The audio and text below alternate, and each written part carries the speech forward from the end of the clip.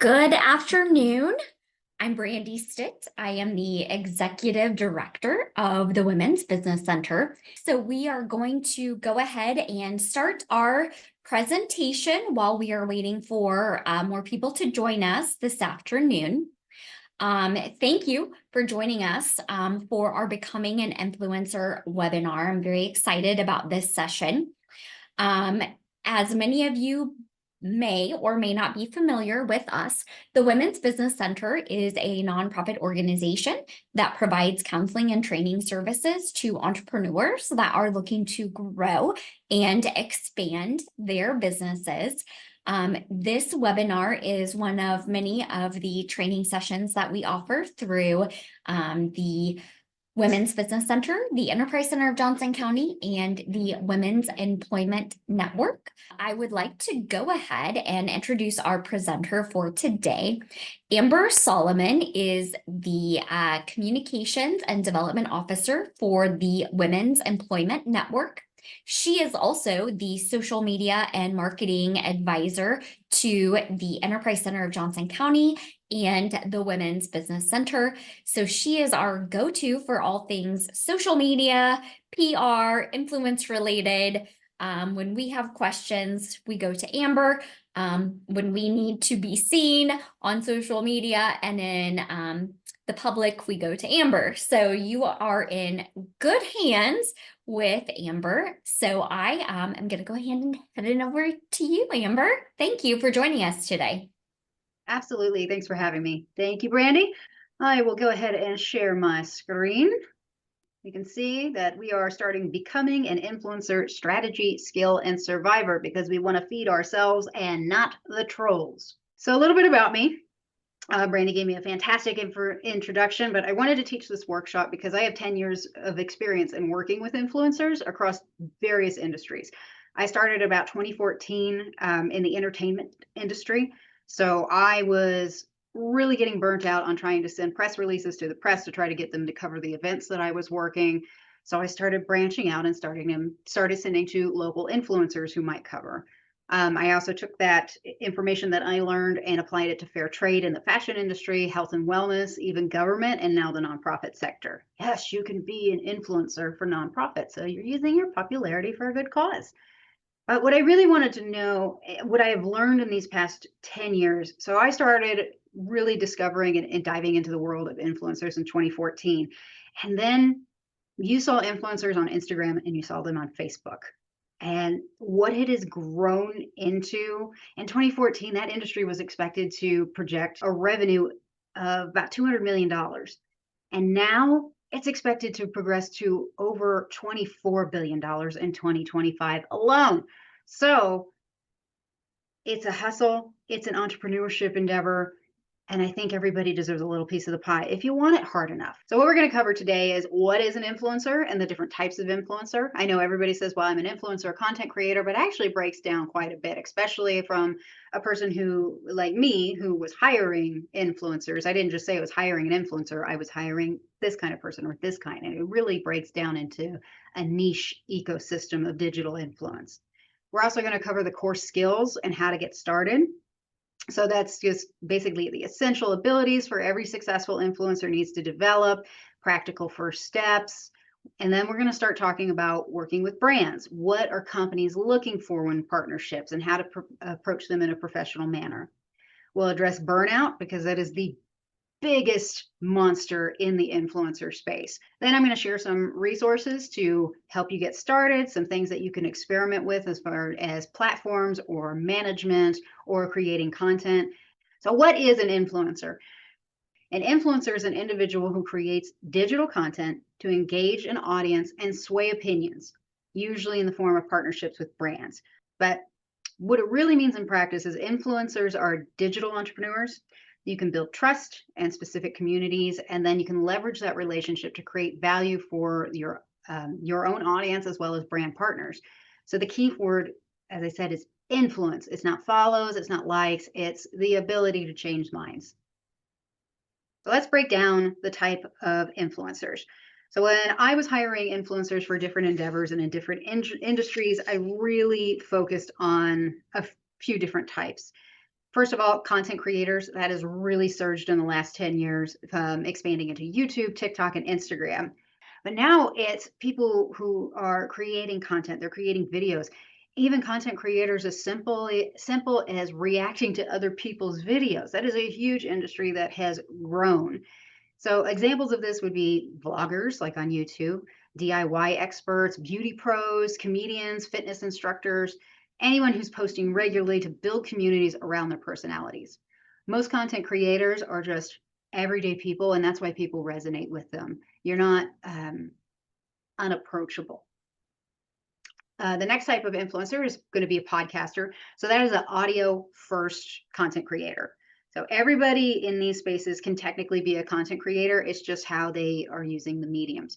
So podcasters, audio first. You're going to find them on Spotify, on Amazon Music, or wherever you're streaming podcasts, right? So they are building their influences through long form conversation, interviews, and storytelling.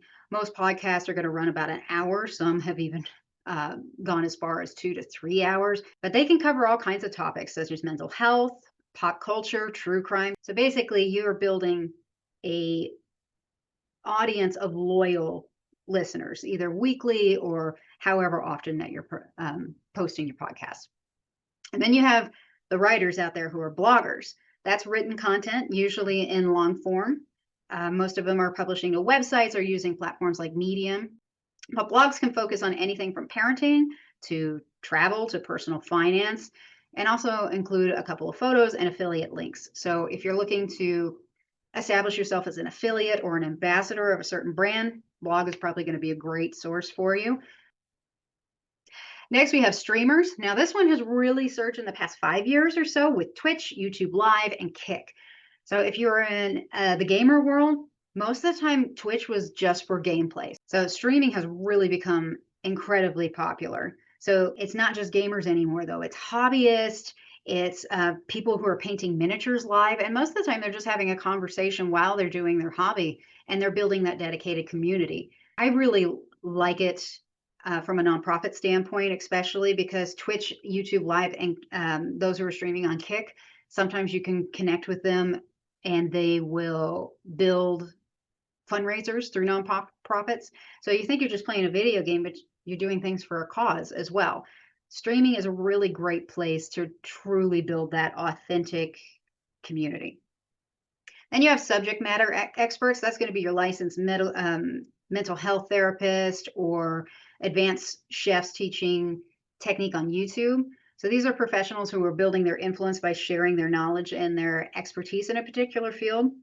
Most of the time, a subject matter expert is probably going to have a Patreon that is backed up. So whatever medium they're using, whether it's video or blog or social media, they've got other ways of connecting with their to generate income, usually through Patreon or things of that nature.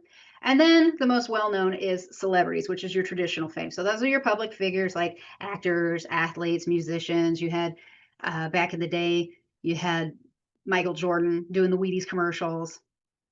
But my favorite type of influencer that I used to work with, micro influencers. So this is anybody under 100,000 followers, whether on YouTube, Instagram, Facebook, doesn't matter the platform. If they have 100,000 followers but a high engagement, they're going to be known as a micro influencer.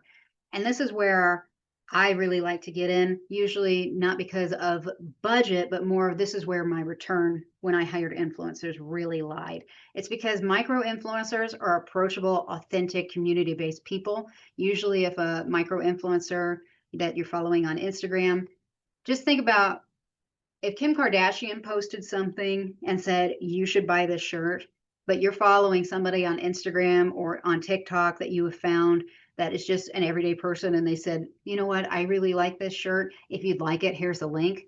Just try to think about who would be more influential in that purchase. And that's where a lot of people like to dive in, is in the micro influence world. So they matter because they have more genuine relationships with their followers. So if you're especially really heavy duty small business, locally minded, then you getting started as a micro influencer will really be beneficial to you. And then you also have to remember that you don't have to have millions of followers in order to have that influence and to also get engagement, because micro influencers, they average about a 60% higher engagement rate than celebrity influencers. So understanding the tiers. So at the top, we have celebrities because they have the highest reach, the highest visibility. They're probably going to use multiple campaign channels to get their point across, not just on Instagram or social media. Probably going to see them on YouTube, on Amazon ads. Then you have macro influencers. So these are probably going to be YouTubers or streamers that most everybody knows. And if even if you don't know them, you've heard the name before. That's going to be more of a broad awareness. And then you have micro influencers, which have the highest trust, they have more of a niche audience. And then you have podcasters. Now, these people who listen to podcasts, just think about how you listen to podcasts. You mostly know, if not the life story, you know a lot what's going on with your podcaster. You have in depth, you're loyal, you are going to listen on a pretty regular basis, right?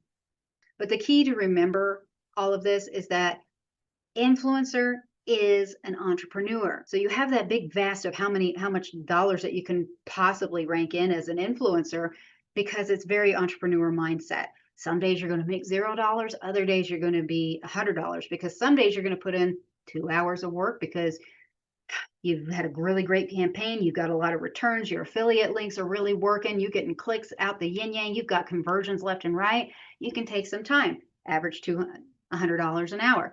Other days, you're probably going to be putting in a full day work from 7 a.m. to midnight, and you're going to be averaging $1 an hour. So you really have to get that entrepreneurial mindset. You are the product, you're the marketing team, you're the customer service rep, the admin, the editor, the strategist. You roll that all into one. You're your own PR. So anytime when you tell people, I want to be an influencer, like I said, it's way more than selfies, free and free stuff.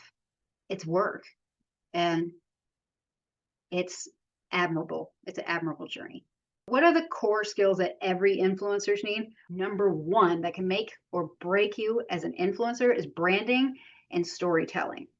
This is your voice, your style, your narrative, and then finding that balance of what you want versus what's resonating with your audience. You're also going to need basic graphic design and video editing. So creating professional looking content without a huge budget. So I know tools like Canva, CapCut is a great video editing. And then if you have access to Adobe Creative Suite Basics, you can learn a lot of that stuff on YouTube for free. I highly suggest if you're wanting to build those skills, go ahead. I mean, skill building in any field is worth the investment of your time because even if you don't use the knowledge, you have the knowledge and you can appreciate it, right? The next one is data analyst. You have to understand your metrics, identifying what content performs best, and you can make data-driven decisions about the future content strategy. You're also your own marketing and SEO team. So SEO, search engine optimization, you need to understand how those algorithms work. You need to understand that they change every day and that it's constantly being optimized for content discovery. And you need to be able to develop those strategies to grow your audience organically because you can throw money at ads all day long, right?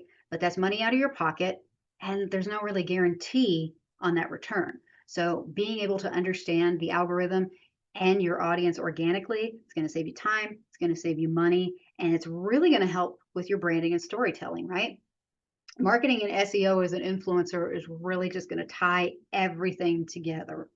Because if you have the skill, you have what works, but if you're not marketing yourself and you're not optimizing for the platforms, then you're just throwing stuff out into the void, right? Also, negotiation and pitching. So you need to be able to confidently discuss your rates. You need to confidently be able to take that data and show your deliverables. And you also need to be able to build contracts with brands while maintaining a professional relationship and knowing your worth. You also need really great time management and emotional resilience. I'm not talking about just burnout here. If you are an influencer, but you can't handle internet trolls who, if you have seen the comment section on any kind of video, you know how hateful and mean people can be. You have to have that emotional resilience. You have to have that armor, right? It can get really ugly, but you've got something. So being able to recognize and value what good things are being said in your comment section and mentally mute the trolls, that's going to go a long way because if people are trolling your account and commenting on things left and right, cool. That's free engagement for you. So if people are arguing and they're raging against you, then you just keep bringing in the dollars, man. Let them haters pay your bills. With all of these skills and all of these things that you're going to do, most influencers are putting in 60 plus hours a week. They're managing their content, their analytics, their partnerships, their community engagement. They're sending follow ups to brands saying, this is how well this post has performed. Is there something you want me to tweak? Are you happy with it? You're building those relationships, right? So 55% report working 40 plus hours a week. And that was just last year alone. So, what does a day in a life of an influencer look like? Well, this is based on an influencer that I've worked with before with about 50,000 followers. I asked her to provide this time table for me. So she gets up at 7 a.m. and over her coffee and her pastry, she plans her content. She brainstorms ideas, she scripts content, she reviews trending topics because you can throw out all kinds of content every day of what really resonates with you. But if it's not trending, that trending topic and that trending video is going to grow your organic so people can appreciate the things that may not be a trending, right? Then at 9 a.m., she starts creating content, right? She's recording her videos, she's writing her blog posts, she's producing podcast episodes. That is the core of the creative work. That's usually what brings everybody into content creation and becoming an influencer is that creation. And then by noon, all of that's recorded, blog posts are written. She's about ready to go to lunch, but she has to do post production. So this is where you're editing, revise, revise, revise. Have friends look at your content, have family look at your content. There's a lot going on in post production, and that's the nitty gritty work. And that's where that emotional resilience comes in, right? So about 2 o'clock, finally, you have recorded, you've edited, you've got your thumbnails, your captions, you've optimized your everything for each platform's internal SEO. Now you're ready to publish the content. And you think, well, it's out there. I've done my work. No, it's only 2 o'clock, fool. You've got a lot of work going. You have to respond to early commenters to boost your engagement. You have to monitor at least in the first hour of that post. Also, engaging with other people's content as well. So if you know that you've got a post that's about ready to publish at 2 o'clock, then probably at 1:55 you should be scrolling and commenting, because no matter the platform, if you have a fresh comment, that person who you commented on is probably going to see your work, right? So that's 5 minutes of work that you've already put in before you've even hit publish. And then by 3 o'clock comes around, you're going to business development. You say, okay, I've responded to my first 5. Now it's time to reach out to brands. It's time to respond to collaboration DMs. Always check your DMs and manage your ongoing partnerships as well. And then by 5 o'clock, you got to start thinking about dinner. You have to review your performance metrics. You have to analyze what worked, what didn't work, and plan content for the next day. And then you have to that analyzing what worked and what didn't work is really going to help plan the content for the next day, right? Because you put out a video, you put a lot of work into it, it's your passion, but it's not resonating with your audience well. Now you have to identify why. Why didn't it work? Was it the time? Or was it the content? Look at your comments. Look at the likes versus dislikes. Look at how many, if you've got video content out there, how long did they watch that video before they tune out? And you don't have to scrap something that people don't like. Just tweak it a little bit and keep trying. By 8 o'clock, you are on community management duty. You're hosting your live stream. Again, you're going back and answering all kinds of direct messages, whatever platform that you're using.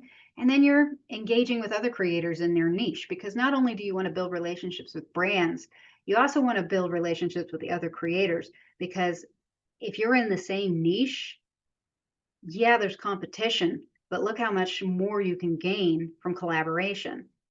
So when you're thinking about partnerships, that's something to think about as well. But all of this from 7 a.m. to 8 p.m. and probably even later into the night, the work doesn't stop when you hit publish. You have to manage your community, your engagement, and doing that throughout the day. So get started. This is going to be your action plan. The first thing that you need to do is choose your niche. What is it that you can offer? What are people coming to you for constant advice? If you want to do, let's say, you want to do a movie review channel, great. There's all kinds of movie review channels. There's groups There are professionals who are on Rotten Tomatoes. They are on YouTube. They are streaming on Twitch. They're on X. They're everywhere. So, what makes you different from them? How often are you going to dedicate to watching movies? Right? You're going to have to, I mean, most movies are about 2.5 hours long now.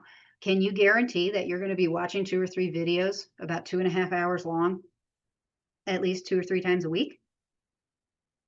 Can you do that without burning out? The next thing you want to do is start with 1 or 2 platforms. I would not go any further and branch out any more beyond the 1 or 2 platforms. You want to first choose a platform that you enjoy, that's something that you use a lot. So if you are on TikTok all the time and you know how that works and you know how to get that algorithm to change for you, if you're wanting to change what is being presented to you, try TikTok, give it a shot. Use something that you enjoy. And then you can also see where your existing audience is. Go ahead and experiment with other platforms as a user before you start launching anything. Do you like it?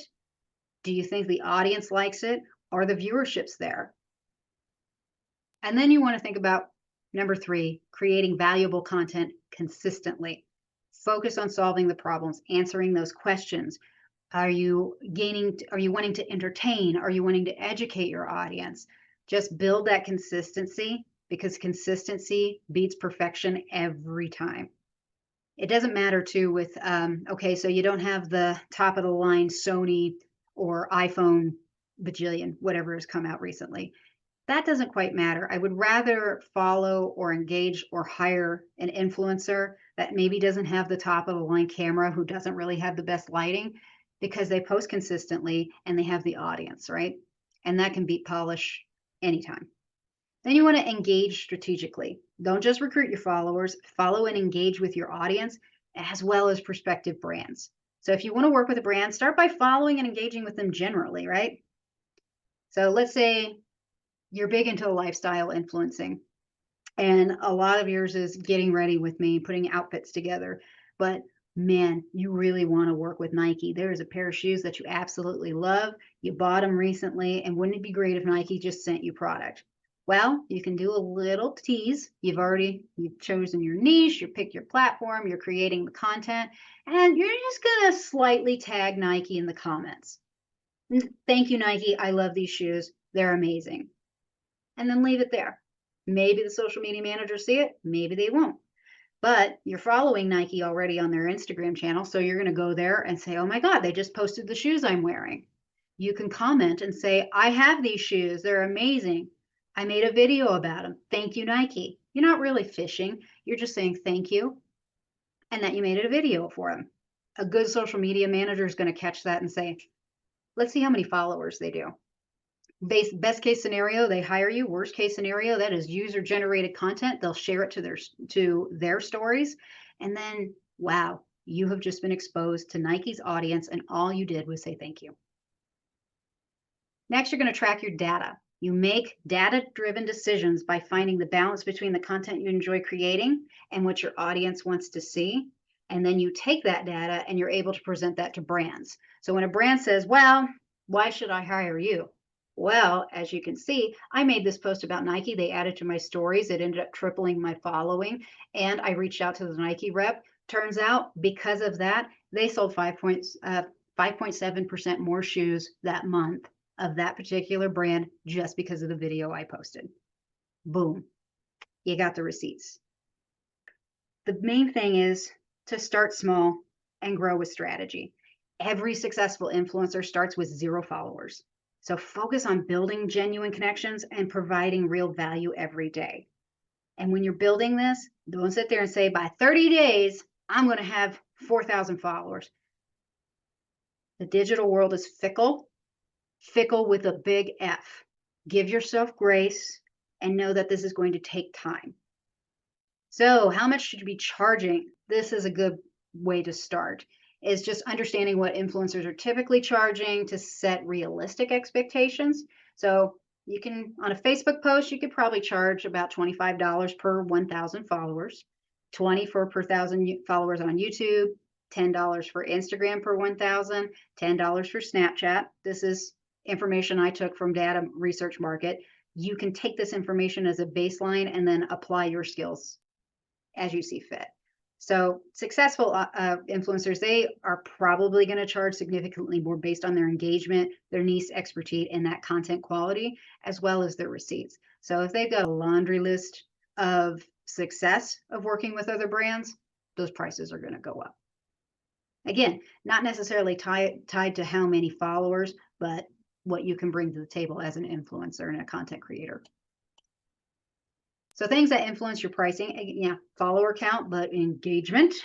Engagement is a huge thing because you can post it, you can get a bunch of followers, but if nobody's looking at your content, you don't have a lot of views, you don't have a lot of likes or comments, is it sustainable content or are you just throwing stuff out into the void? So consider your content type. Are you making videos? Because that's going to require multiple takes. That's going to create editing issues. You're going to have to develop that creative content. It takes a long time to create a video. Most of those TikTokers, you see a 10-second long video, it probably took about 4 or 5 hours to create. So think about that. Are you just going to snap a still picture and put a catchy caption? Are you adding animation? Your time is money. So factor that in. So that goes with the content creation effort. Your post requires more production time, props, travel, specialized resources, that costs more. Then also usage rights. So extended rights for brands to use your content in their own marketing, or are using cross-platform usage, or are you going to hold all of the usage rights for your brand? That's something that you'll really have to work out, like who owns what in the end. There was a lot of times, especially in the fashion world, where I would ship product and I'd ask them to review it in a blog. Are they keeping that product? The photos, are we able to use those for our own promotions as long as we tag? Or are we able to use those photos without tagging? What's the lifeline of those photos? Can I use them beyond a year, 2 years? It's a lot to think about. So the more you're going to give in your rights, then make sure you're making up for it in price. If you're going to hold all of that and say, no, I'm the one who's going to post, I'm going to tag you, then you can kind of cut back on your pricing because the content is truly your own, right? Always check with a lawyer. If you got any legal experts that you're following on social media, maybe just shoot them a message and get their insight or have them recommend somebody in your area. Usage rights and copyright can get really, really finicky and messy. So make sure you have that iron out before you even sign on the dotted line. And the one that most people overlook, brand fit. Do you agree with this product? Does this product resonate with you? Are you really going to use this product? Why would you sell something that you don't really use in everyday life? Follow your gut. If you know in good conscience, you know what, this isn't for me, you can say no. It's okay. But if you get to say yes, that's even better, right? Plus, you get to use all the product. So pricing by follower tier. Mostly larger organizations are going to look for your follower count, depending on the campaign as well. Are they looking for conversions or are they looking to get new customers and get new people? So with the nano influencers, that is the lower tier of micro influencers, you can kind of bulk those together. But the nano influencers, 1,000 to 10,000 followers, that's going to be about $10 to $100 per post, depending on the platform. So most of them are going to work with local businesses and very niche brands looking for that community connection. A nano influencer is probably going to be best utilized if you're an organization or you're a small business. Let's say you're a coffee shop here in Kansas City. Well, you've got this person who has been to your coffee shop before. They've tagged you before. You really like the content. They've got about 2,000 followers. That post got a lot of comments. That coffee shop might reach out to you and say, hey, I got this big event coming up and I'd like you to promote it. That can really be a great place to start as a nano influencers by supporting your small businesses. And then micro influencers, you get up that you've done that, you've worked with the coffee shops, you beast it up to about 10,000 to 100,000 followers. That's when your pricing can go up a little bit, right? So you got the $25 to $125 per post. That's a sweet spot for many, many brands. That's reasonable. Another thing that you might consider when negotiating with how much you're going to charge is maybe ask the organization, what's your budget?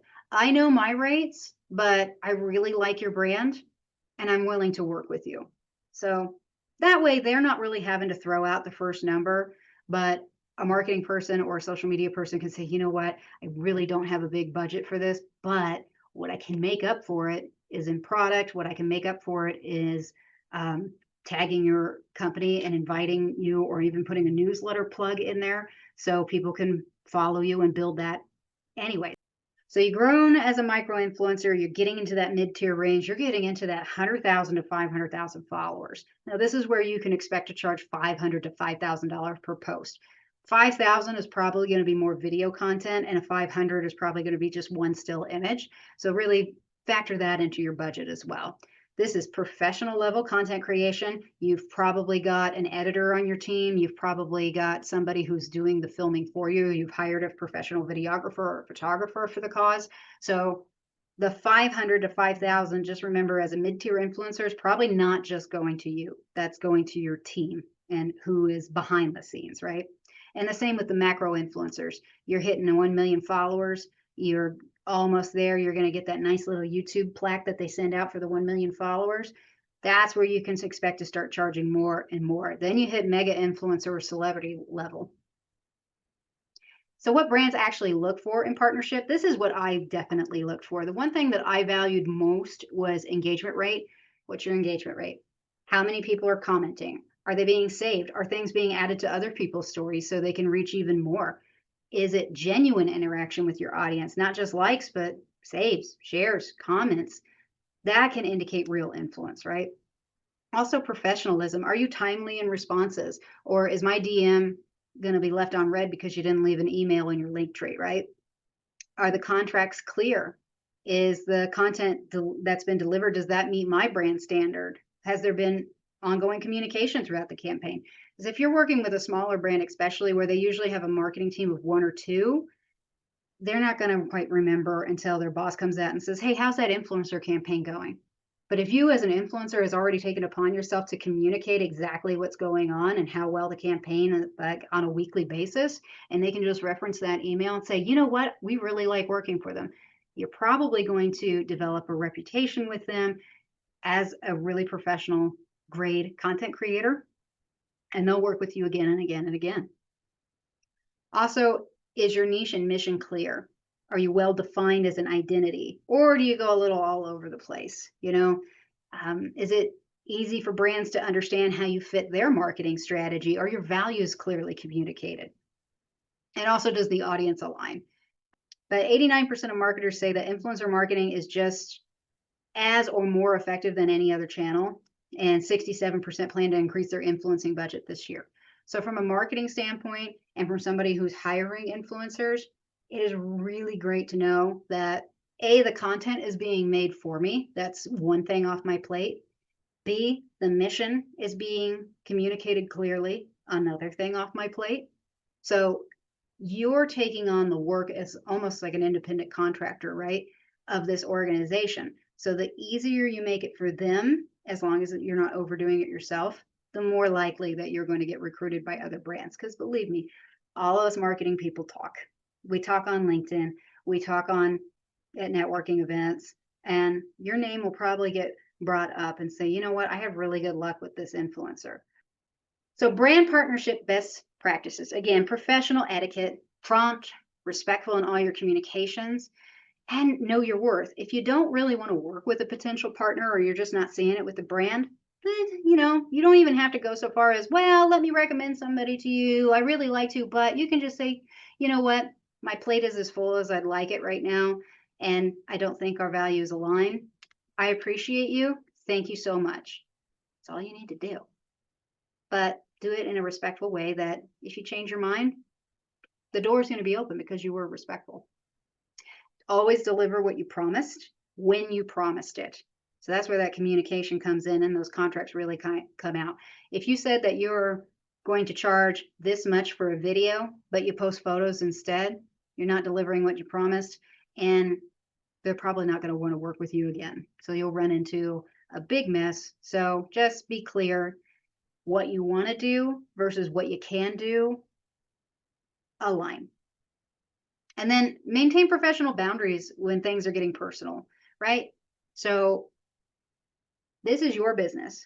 This is your world. This is your audience. This is your baby. And if you have a brand that's working with you and they're on you every day, that'd be a great time to put in the contract saying, I will provide you marketing updates on a weekly basis. So if they're messaging you outside of business hours, then you know that you've already set in those boundaries that you're going to be prompt and respectful in all communications at this time, right? So give yourself time to unplug. It's really easy to scroll mindlessly and to get wrapped caught up in your brand, but your boundaries are also great professional etiquette. A couple tips for sponsorship outreach. You can build a comprehensive media kit with your stats and content samples. There is a bunch of different ways to build a media kit. So find one that resonates with your brand, with what you're trying to do, and above all, something that's really going to be easy. You can just go on a search and check out media kits, or you can go on to other influencers, like usually they'll say link in bio, go to their link in bio and see if they have a website. They have one already posted to their website. That usually means that they're very transparent and they're okay with people looking at it. Just browse and see what's working, how they're presenting their brand, what kind of stats are they sharing? Are they sharing any insight about their audience? That'll really help you with building your own from scratch, because building a comprehensive media kit can take time. But I would say when you start building one, try to keep it very clear, very concise. Who you are, what your mission is. Try to keep it between 2 pages. And when you're reaching out, make sure that your pitch is clear, your brand is aligning. So when you're reaching out and say, hey, I'm an influencer, I have this many followers, this is what I do. I would like to work with you because your mission aligns with me. I tried your sneakers before and I really liked them. I found them very comfortable and I think everybody needs to know about them. My audience resonates with my content that is X, Y, and Z. Here are my ideas.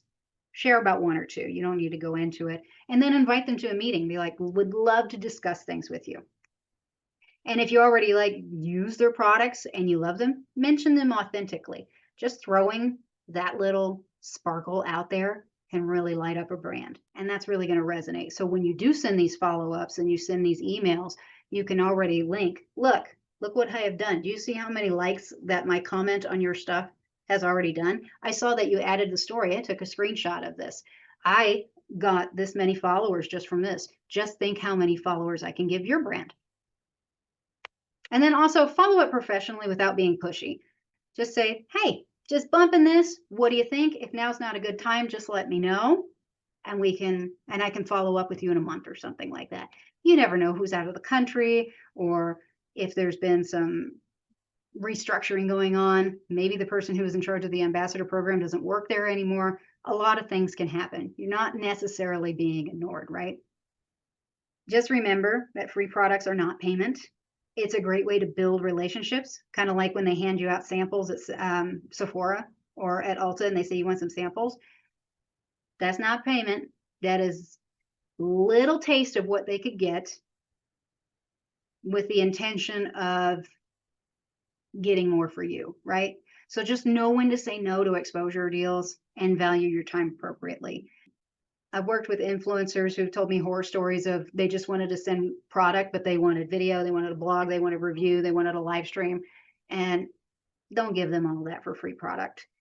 A great way to, if you're starting to build that influence and you've worked with a couple brands before, and somebody says, we want to send you free product and hear what you have to say, you can say, well, for free product, I'll give you a quote with my name and you have to tag. They're able to use it and say, look, this influencer did, but you didn't have to create any content except for genuine words, right?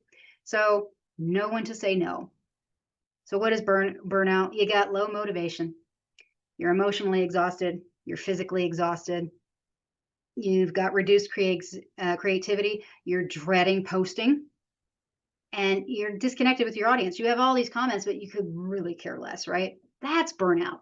And 71% of full-time creators have experienced burnout, with the top causes of being pressure to post consistently and lack of work-life boundaries. It is so easy when you're a content creator to spend an unmeasurable amount of time on the platform that you're engaging with, right? You have to unplug. So even if you're not an influencer yet, you're just kind of thinking about it and you're taking this workshop as a, is this for me as an exploration? Unplug from the platforms and the digital life. Unplug from the Matrix Neo. The grass needs you to touch it because it's really going to help benefit you in the long run, right? It's a great place to spend time. It's a great place to play. It's a great place to work. But your other life needs you too. Okay. And if you're going to be an influencer, you are your own boss, right? You don't have anybody to report to. So are you going to be firm with yourself?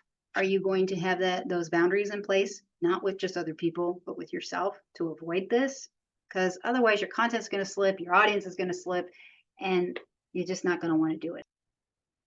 So how do you want to prevent burnout?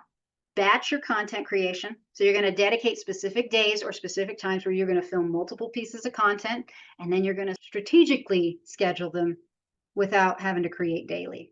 Again, set firm boundaries with yourself. There's no scrolling in social media after 1 o'clock. You need your sleep.